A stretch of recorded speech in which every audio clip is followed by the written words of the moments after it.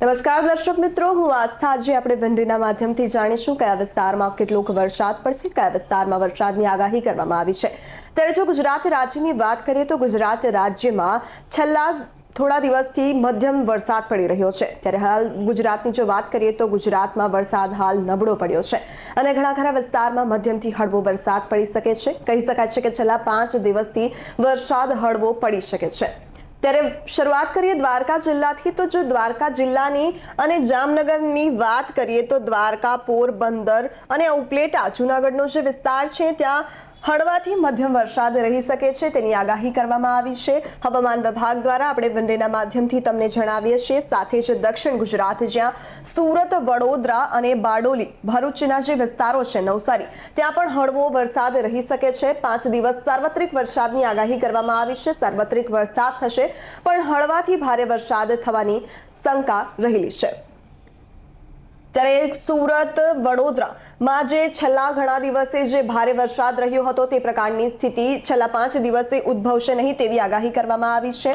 સાથે જ જો ઉત્તર ગુજરાતની વાત કરીએ કે જ્યાં સાબરકાંઠા, બનાસકાંઠા અને ત્યારે ઉત્તર ગુજરાત અને દક્ષિણ ગુજરાતમાં પણ સાર્વત્રિક વરસાદની આગાહી કરવામાં આવી છે. સમગ્ર ગુજરાત રાજ્યમાં છેલ્લા 5 દિવસ હળવો વરસાદ રહેશે અને સાર્વત્રિક વરસાદ રહેશે તેની આગાહી કરવામાં આવી છે. નિષ્ણાંત અંબાલાલ પટેલ દ્વારા પણ કહેવામાં આવ્યું છે કે છેલ્લા 5 દિવસ સમગ્ર ગુજરાત રાજ્યમાં વરસાદ રહેવાની સંભાવના રહેલી છે. આજે આપણે આ 9 તારીખની 5 PM ની વાત કરી છે. ત્યારે હવે જો કાલની વાત કરીએ કે કાલે પણ રાજ્યના કયા વિસ્તારમાં, કયા જિલ્લામાં કેટલોક વરસાદ પડશે અને હળવો કે મધ્યમ વરસાદ પડશે તેની માહિતી વનડેના માધ્યમથી જાણીએ. તારીખ 10 શનિવારની જો વાત કરીએ તો સમય લઈએ 5 PM નો. ત્યારે વાત કરીએ તો ઉત્તર ગુજરાત અને દક્ષિણ ગુજરાતમાં પણ વરસાદ રહી શકે છે.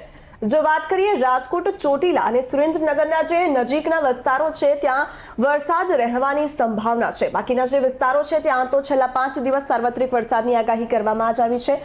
સાથે જ જો દક્ષિણ ગુજરાતની વાત કરીએ તો ત્યાં પણ વરસાદ રહી શકે છે તેવું આપણે કહી શકીએ છીએ. સાથે જ અમદાવાદનો જે વિસ્તાર છે, અમદાવાદના નજીકનો જે વિસ્તાર છે ત્યાં પણ વરસાદી માહોલ કાલેના દિવસે જોવા મળશે. વિરમગામ, રાંધનપુર, રાપર, જે કચ્છનો વિસ્તાર છે રાપર, ત્યાં પણ વરસાદ રહી શકે છે. આજે આપણે વેન્ડીના માધ્યમથી તારીખ 9 અને 10ના રોજ કયા વિસ્તારમાં કેટલોક વરસાદ પડશે તેના વિશેની માહિતી જાણી. આવા જ અપડેટ માટે જોડાઈ રહો જનાદેશ ન્યૂઝ સાથે. નમસ્કાર.